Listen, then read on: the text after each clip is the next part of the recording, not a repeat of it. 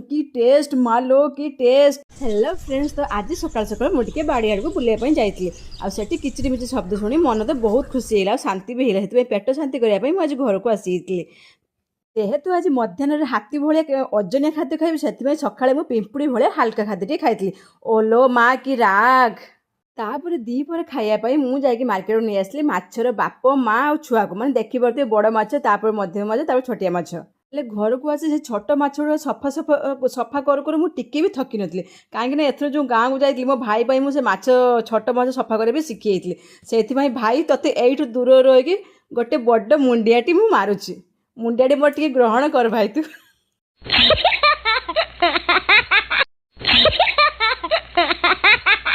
Finally मोर सब माछ भी सफा होगला। तो चलन ताकू बड़ धरण गोटे आइटम बनईदेवा।